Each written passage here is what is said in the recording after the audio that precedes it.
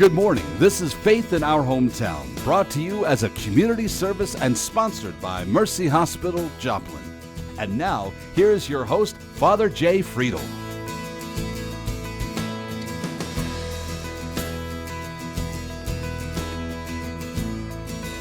Good morning, everyone, and thanks for joining us for another Sunday morning of Faith in Our Hometown. We're glad that you give up a little piece of your Sunday morning, and I've heard from people that say, "Oh, I start my day with that on Sunday." Well, thank you, and we're glad that you're watching, and we're glad that you take an interest in the show. Again, any ideas or something, send them to us. Because we always love hearing from our viewers, and I love when I encounter you in the community, at the grocery store, and at the gym, and all those places, because it makes our community richer by being able to share it with one another. Now, in the past, we've done several shows about the arts, and my guest this morning, Linda Teeter, who's one of our local art gallery owners and one of our local artists, is back with us again. But this morning, we're going to change the focus just a little bit, okay? Because before we talked about what the Arts Council is doing, or changing the art scene, or doing these things, but we're going to take a little bit more of a personal approach with Linda today, because Linda's going to share part of her story and how she's used art for healing purposes in her own life over the course of the last year. So we're going to be right back with Linda Teeter right after this Mercy Minute, so please don't go away and come back and join us. The whole purpose of screening is to catch people who have a significant smoking history early enough where we can do something about it and potentially improve the duration of life. The minimum recommendation for screening is 30-pack years. So usually people who've smoked more than 30-pack years are the ones that we're screening. If we start screening yearly with low-dose CT scans, we can reduce the risk of death from lung cancer by 20 to 25%. Stage 1, 2, and 3 cancers potentially can be cured. When it becomes stage 4, the possibility of cure falls significantly.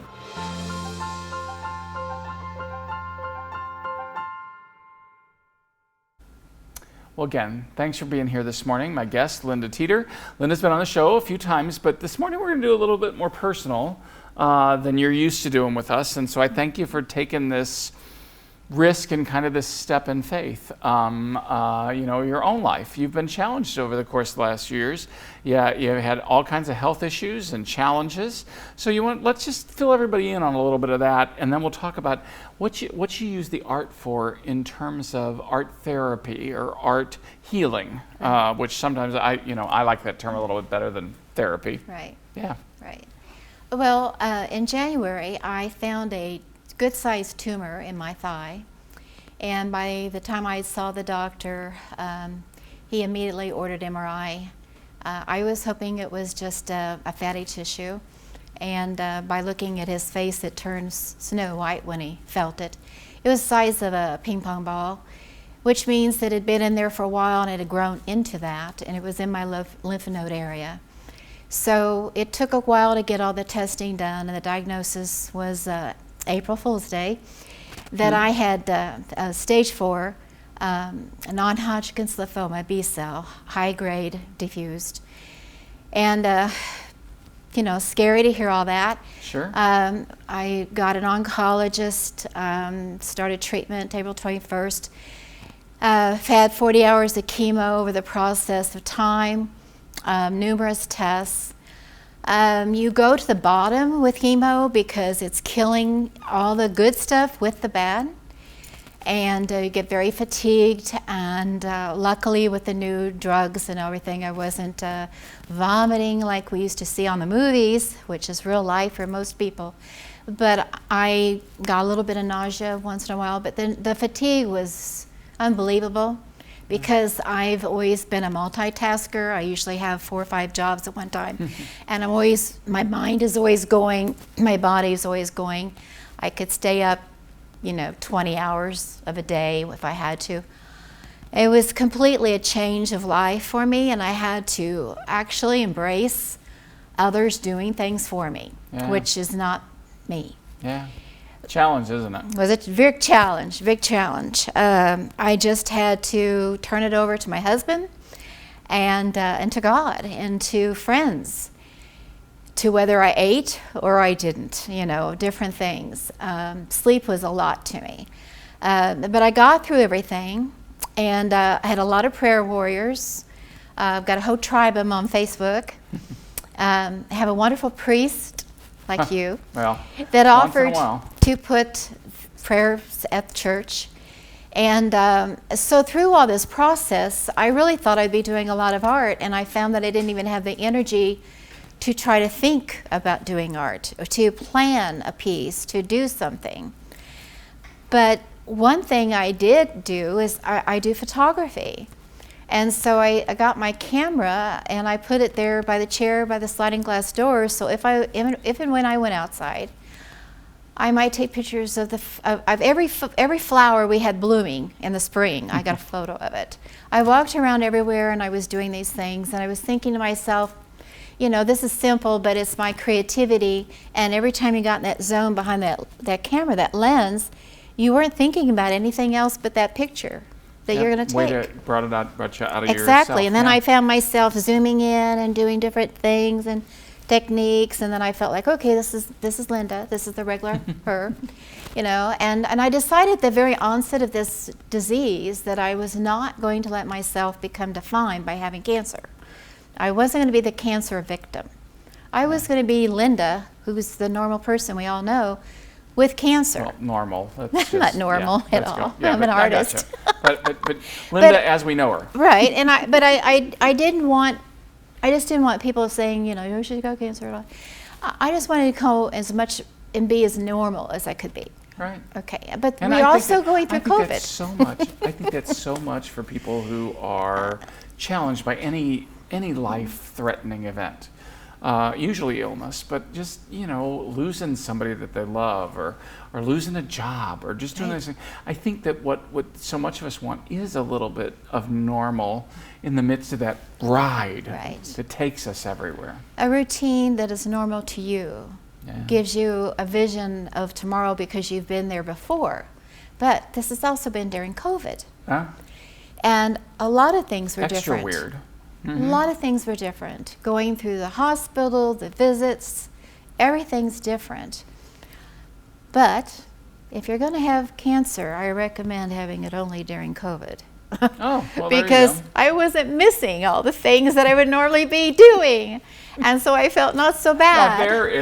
Now that the is silver lining. The silver lining, yes. Absolutely, because in my regular world, I would have felt almost as though I was being punished, you know.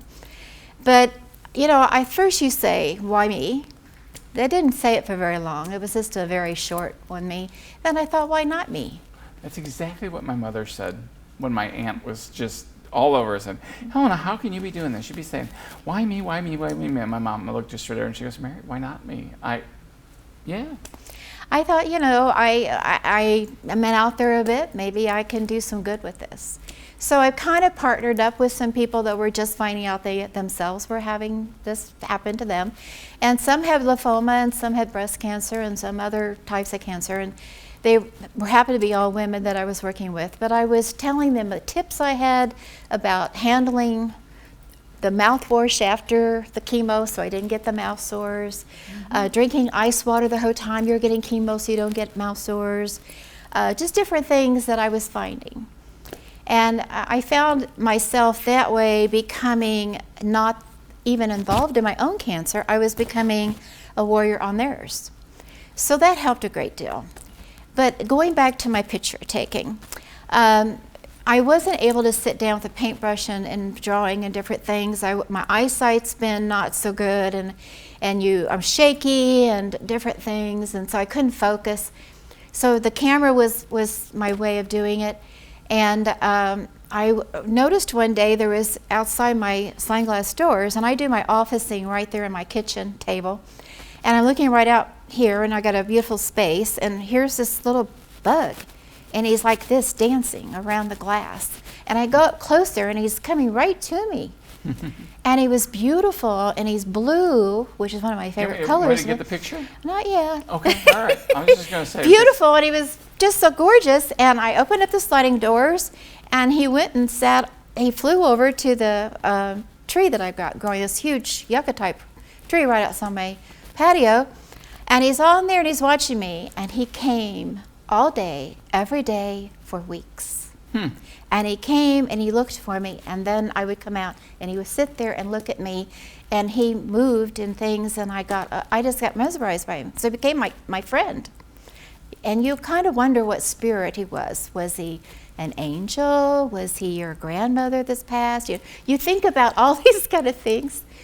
So a damselfly. We've got good imaginations, and we got good connections with the other side, and we got all kinds of things. So it's just like, and again, I always just say, when people are sitting there go, oh, that's crazy talk or whatever, I'm just like, okay, but just take, at least if nothing else, enjoy it for what it is. Right. And sometimes it's communication from somewhere or something, Right.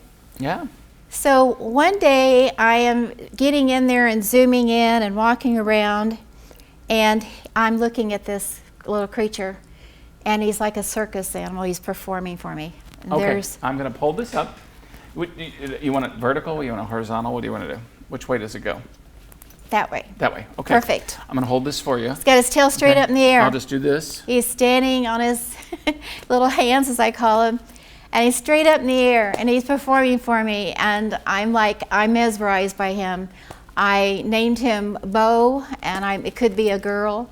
I don't know, but I fell in love with the whole idea that this one creature came every day and entertained me. Yeah. And so our relationship grew.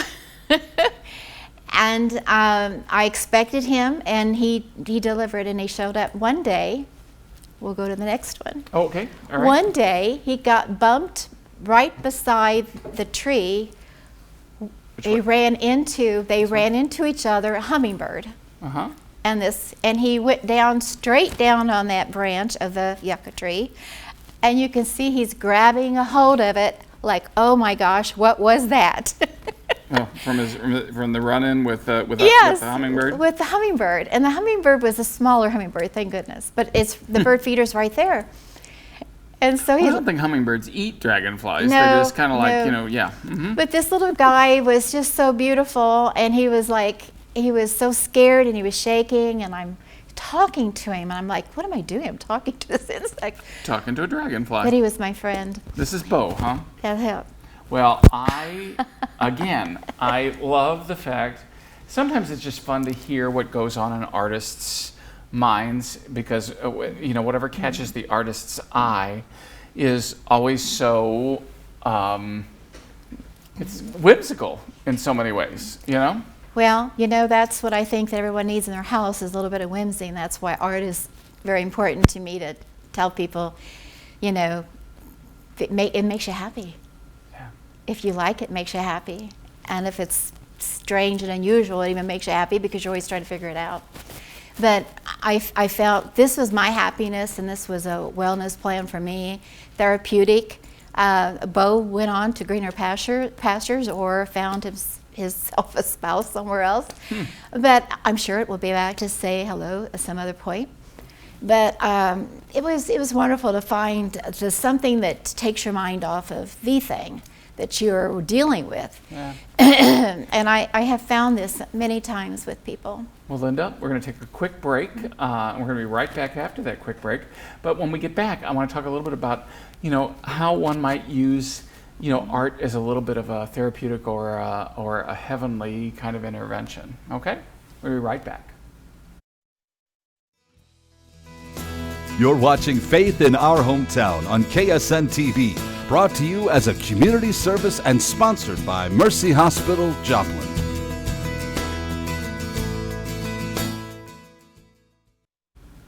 Well, again, thanks for sticking with us on another Sunday morning, and we're thrilled that you're with us. My guest this morning, Linda Teeter, and Linda is a local artist. What's the name of your gallery again? Urban Art Gallery. Urban Art Gallery. But Linda is sharing a little more personally this morning in terms of, her ability to use art when she was being challenged by a cancer diagnosis, and how that's kind of like entered her life as a piece of her healing and a piece of her, continuing on with life, in this regard. So Linda, I do want to make sure, because we didn't say this, earlier, but you, again, I just think this is one of those wonderful little stories. So you went through all the chemo, and now you're in the midst of getting ready for a little radiation. Right. But you have recently been given a diagnosis of cancer-free. Yes. Yeah. They don't use those words, and they won't say cure because of, I guess, maybe insurance. I don't know. But essentially resolved. Essentially, I love it. Yes. Okay. Essentially is resolved. Is the technical, yes. But I'm doing radiation for 3 weeks, coming up soon for that insurance policy of precautionary measures to make sure there's no cells left behind. Yeah. 5 tumors were in the leg, and I had fragments starting in the pelvis and stomach. And so, there's nothing showed on the PET scan, and it's gone. And it's a miracle. And like I said, we had prayers said from many directions, and I know God listens to everybody, but there's some people probably listens more than others. And I appreciate everybody that helped with that. That's why I have my little old ladies, God love them, pray, because he listens to told them me a that. whole lot better than they listen to me. You told me that. You were Yeah. going to give it to the ladies, and I appreciate you girls. Yeah. So, I saw this, we saw a lot of this during the time right after the tornado. Our feeds really got, heavy and going at that time, and many of us were doing things in helping children, especially. Basically after the tornado, as I run the art walk. The art walk was at that time on third Thursday, and our committee really had to go deep within ourselves. Would it be frivolous? Would it look bad to the community, from the community's point, for us to have third Thursday, the month right after having a tornado, which devastated the other part of town, and we're downtown? So we thought about this, and luckily we had Destiny Church at that time, and we were showing in Destiny Church. And, we talked with them about their spiritual feeling about, how would this look? And they said, isn't it healing? And I go, well, yeah, I think it would be. And they said, well, I think you're right. I think you should go for it. Those that don't want to come, don't come. We had a huge event. Wow. So many coming. Yeah. And I think thanking. people wanted to at that point in time cling to the life that we had, and not just focus just on the death that we had. Right. Because there was a lot of death and loss and suffering, but there was a lot of life and new life and joy, even in the midst of all of that. Not to replace it, not to pretend it didn't happen, but all that in the midst of it. Yeah. Well, it's back to the healing and putting your mind away from the things you were going through, similar to what my story was. Is these people were wanting something normal, something that they're used to. We also had a lot of volunteers in town at that time that needed some playtime. We had people from all ways of life who were here helping and cleaning up and doing all kinds of things. Family members to church members that all come in by buses. So with all that volunteerism and everything, it just seemed like the right thing to do was to have it. And there was a huge amount that came, and they were people that had been in the tornado. And they were thanking, everybody said, thank you for doing this, thank you for having this. And it amazed me.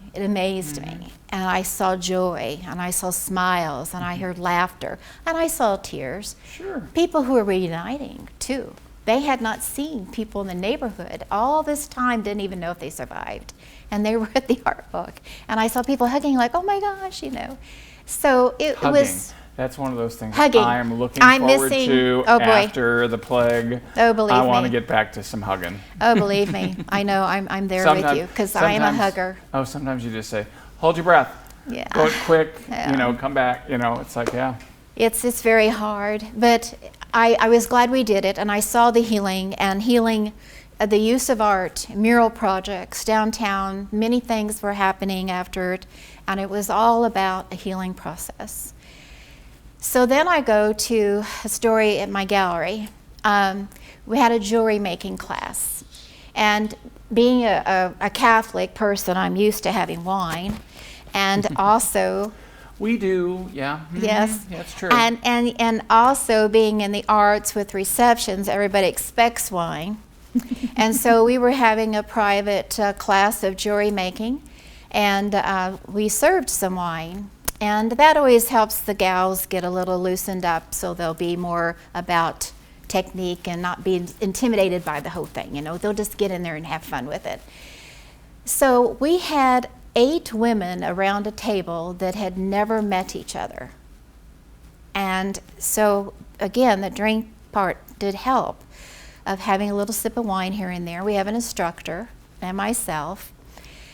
And within the evening, we found a whole different dynamics of why we were there.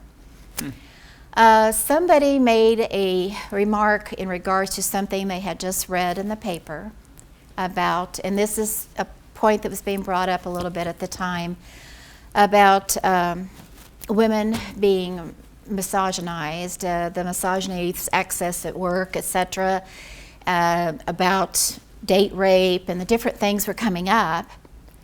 And before it was over with, we found that every woman in that room had been either groped without permission, or had been date raped, or had been physically violated or actually assaulted. Wow. Every one of them. And nobody knew each other before they came in, but they were all besties when they walked out. Now, they also made two and three jewelry pieces in the process. They were working at it and talking and visiting, and you could see this was becoming a therapy and a let it go, let it out girlfriend night. It was beautiful because I saw my gallery as a different studio, and it was about therapy, and it was about healing.